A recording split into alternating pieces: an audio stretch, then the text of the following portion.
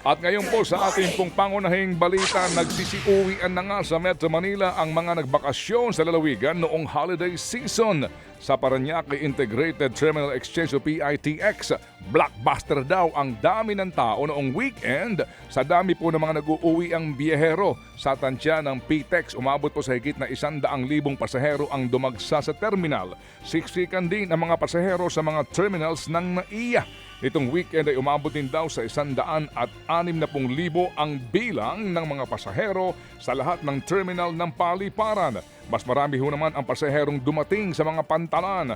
At ayon sa Philippine Coast Guard, aabot sa higit na 200,000 ang mga pasaherong dumagsa sa iba't ibang pier sa buong Pilipinas. Mas dumami naman ang bilang ng mga nabiktima ng paputok ngayong taon kumpara sa pagsalubong noong taong 2024. Ayon po sa Department of Health o DOH, umabot sa 832 ang naitalang firecracker-related injuries sa buong bansa. Mas mataas yan kumpara sa 604 cases lamang noong nakaraang taon. 3 naman ang kumpirmadong nasawi dahil din sa paputok. Ayon kay yan nga po mga kapatid, at sa kaugnay na balita, ayon pa rin sa DOH, karaniwang nakadali sa mga biktima ay mga illegal na paputok katulad ng Quitis, 5-star at Boga. Kung mapapansin po ninyo, wala na ngayon binabanggit na pikulo. Hindi ba? Wala na. Yung dati ho lagi ang maraming mga bata na bibiktima kasi nga pinagbawal. Wala na eh. Ipagbawal kaya lahat ng ito para wala tayong babanggitin na po.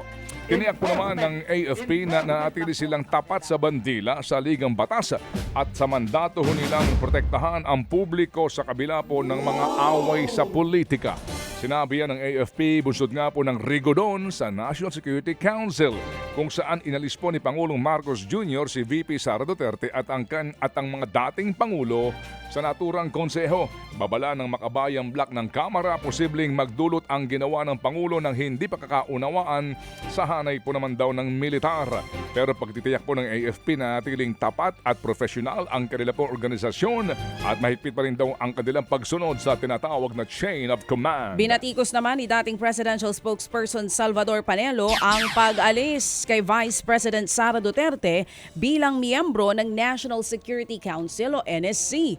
Ayon kay Panelo, dirty politics lamang ang motibo sa pagtanggal ni Pangulong Bongbong Marcos Jr. kay VP Sara sa mga dating Pangulo tulad ni dating Pangulong Rodrigo Duterte sa NSC.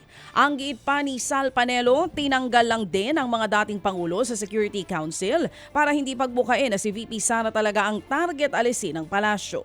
Depensa naman ng palasyo, inalis ang bise sa NSC dahil hindi naman ito kasama sa trabaho ng Vice-Presidente. Noong din po panahon naman ni Pangulong Digong, tinanggal din po naman dyan si Leni Robredo. Opo, habang tuloy po naman daw ang maulang panahon sa iba't ibang bahagi po ng bansa kahit na alang bagyo. At tayo po sa Pag-asa, shoreline pa rin o pagsasalubong ng malamig at mainit na hangin ang siyang maghahatid ng mga pag-ulan sa ilang bahagi po ng ating kapuluan, particularly po sa Luzon, tulad ng Camarines Sur, Camarines Norte, Quezon, Marinduque, Mindoro hanggang sa Aurora.